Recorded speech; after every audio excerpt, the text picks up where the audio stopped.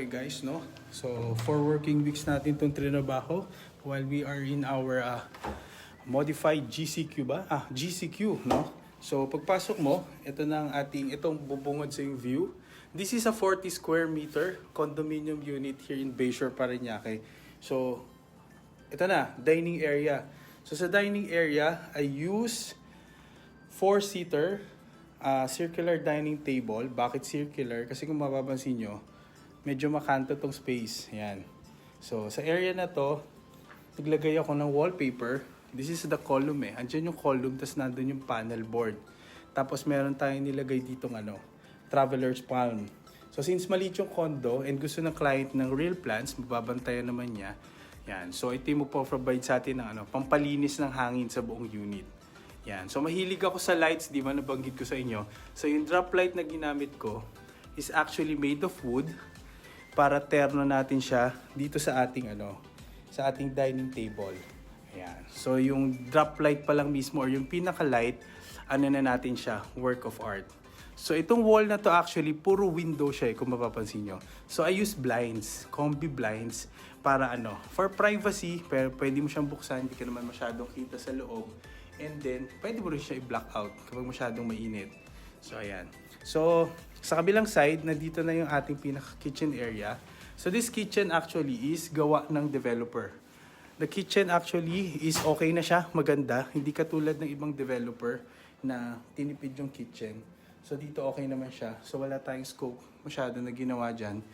Ayan. So, sa side naman dito sa kabila, nandito na yung pinaka-laundry area nila. So, nandiyan na lahat ng abang, kumpleto na yan. Ginawa ko lang is, nag-provide tayo dito ng shelves. So, para dyan sa mga essentials, mga laundry essentials, mga utilities, maliit. No need to lagay the door.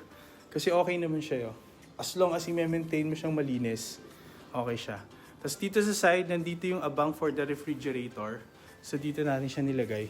I think this is around, parang 9 cubic ang ating ref. Tapos meron tayo ditong naglagay ako ng ilaw. Actually, okay yan.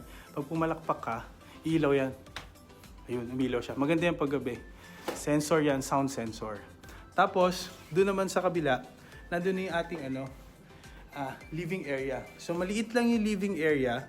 Ang ginawa ko is naglagay ako ng love seat. So, this is for 2-seater. Tapos, before, nabanggit ko meron akong column doon. Yan. So, minirror ko siya. Kasi ang liit niya masyadong tingnan kapag pinaint mo yan. And kahit i-wallpaper mo yan, ang liit niya tingnan. So with the mirror, invisible siya ngayon. Parang through and through yung mga blinds natin. Ayan. Sa side, naglagay uli ako ng traveler's palm. Ayan.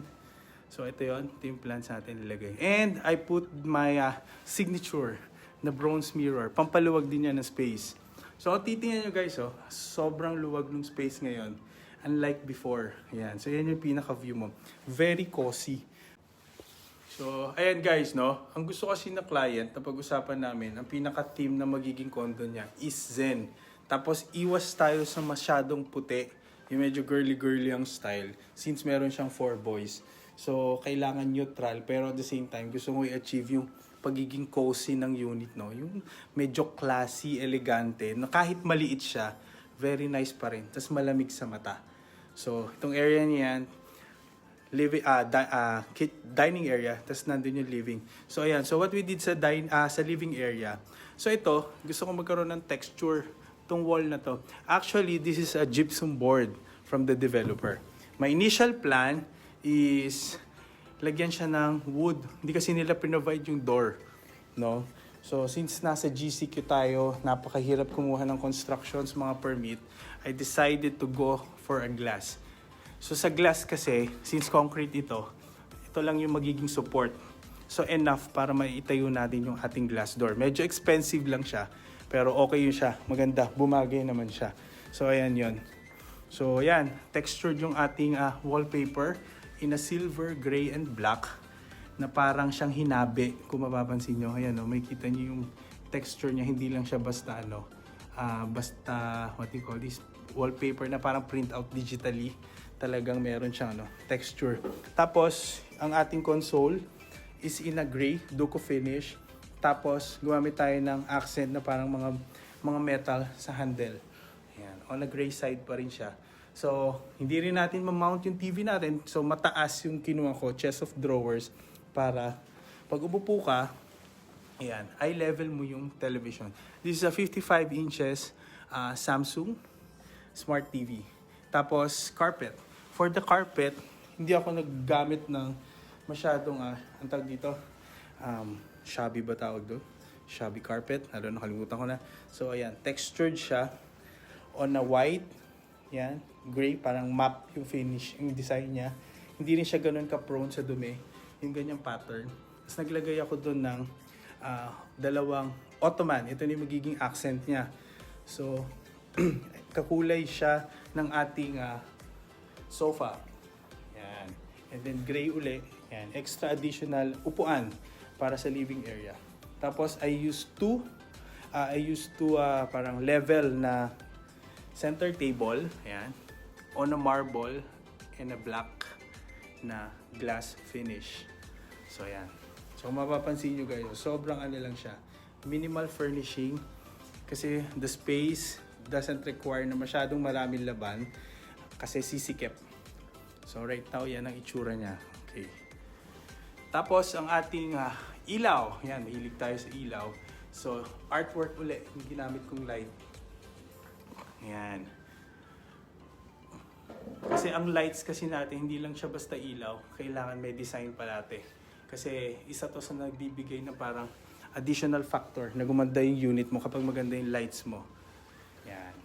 Kailangan mo talaga mag-spend sa lights. Ayan, huwag mo titipirin kasi sila yung magpapaganda ng unit mo. So yan yung mga lights. Alright, so pasok tayo sa bedroom. So guys, ito na yung ating bedroom. This is a one bedroom unit. So, ayan na siya. Pasok tayo. So, itong closet na to is existing. So, hindi na natin siya binago since ang construction natin dito is more on furnishing. So, pagpasok mo, bubungad sa'yo, meron tayo dito nga fiddle plant. Ayan. Naglalagay ako ng plant sa condo since maliit yung space para maganda yung circulation ng hangin. Meron tayong susupply ng oxygen. So, ganda siya dyan. So, we have a queen size bed. The bed came from Furniture Republic. Sobrang tibay niya, guys. And then, ang ating color scheme is gray. Ayan. Meron tayong gray. Meron tayong parang golden gray. And then, another gray. Ayan, may texture. Tapos, meron tayong duvet on a gray. At saka parang knitted na parang bed runner. So, kailangan may texture yung bed. Ganda niya. Very warm ang feeling. Yan. Tapos, naglagay tayo ng tag 2 sets ng pendant lamp. Yan. Very cute itong very unique yung kanyang bulb. Yan. So, para siyang naka-twist. Yan o. Yung parang chocolate, knickknacks ba, no? Pretzel. Parang ganun design. Tapos, bakal lang. Ayaw, kaya bakal, simpler, pero maganda naman siya. Is because nag-wallpaper ako dito na may accent ng silver and blue. Kasi yun yung pinaka-concept natin. So gusto ko yung wall, siya yung parang pinaka-center of attraction yan. With the headboard. Ayan. So ano yung nakikita nyo sa taas, yan yung kanyang TV here in bedroom, nakahang. So dito kasi sa room para chill-chill lang with Netflix. Mamaya papakita ko sa inyo how it works, no? So dalawang side table, ayan. Since nasa taas yung ating lamp, magagamit natin tong area na to for a very functional space, yan. Tapos, ito rin yung sa kabila. Ganun din. And then, naglagay tayo ng console. Siyang mahaba. Ang theme natin dyan is matte black finish. Tapos, may mga accent ng metal. Yan. Katerno niya itong ating pot here. Ang ating fiddle plant. Yan. So, ayan. Kita nyo tong wall na to. Malinis lang siya.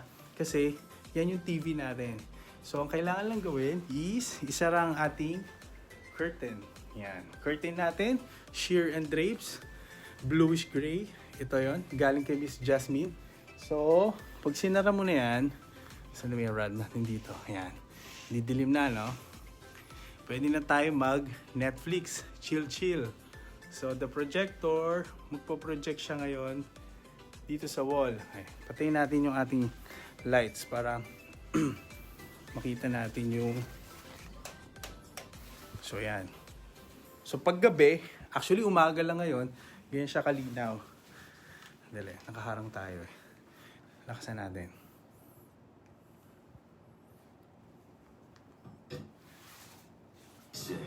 Yan. Hunter Warrior.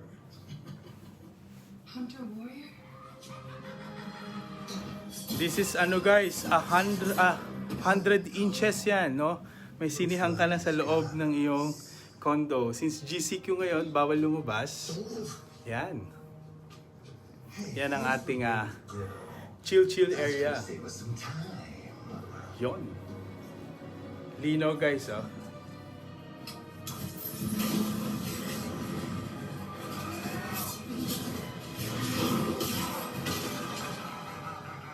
Yan. Okay, stop muna natin. Yan, hinaan natin dahil tayo nagko-condo tour. Buksan muna natin ang ating mga lights. Yan. So, ito yung ambience, yung mood ng lighting. Yan, open natin. So, meron dyan. Yan. So, maliwanag na uli. Ang oras ngayon is around 12. Yan. So, doon, naglagay ako ng table. So, since yung husband, kailangan mag-work or kailangan may gawin, doon siya sa area na yun with an accent chair. Tapos meron tayong painting doon, customize. Yan, tinerno natin sa theme ng buong unit. This is an acrylic painting. Yan, kung magpapansin mo, nagbabago yan ng kulay. Depende sa shade ng ilaw. Yan. Ang painting natin is the Bughaw na Alapaap. So, yan ang tema ng ating painting. Unique yan, dahil gawa ko yan. Alright? Yan. Tapos nandito na yung pinaka-banyo. So, pasok tayo sa banyo. So, ito yung banyo. Actually, maganda na yung banyo. Base galing sa developer. So, nag-provide sila ng maayos na tiles. Yan. Yan. Maayos yung tiles na kinabit nila. Okay yung grouting. Okay din yung kanilang mga shower enclosure fixture. So, may kasama na silang pag-glass. So, ang ginawa lang natin dito is accessorize. Naglagay tayo ng bidet. Yan. And then, meron tayo itong painting. Actually, dito yan eh. Nilapag ko lang dito for the meantime. Dito yan. Yan. So, yan. Meron tayong painting dyan. Mga towels natin on a gray. Yan.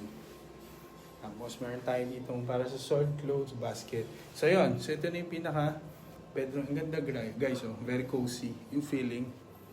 Yan. Ito yung bedroom. Sarap magstay. Yan. Tapos meron din ako kinabit na for general lighting. For general lighting, ang ginamit ko is, yun. Kita ba? Oop. Yan. So, tricolor siya na switch. 1, 2, 3. Yan. 3 colors yan na ilaw. Yan. So, yan ang bedroom natin.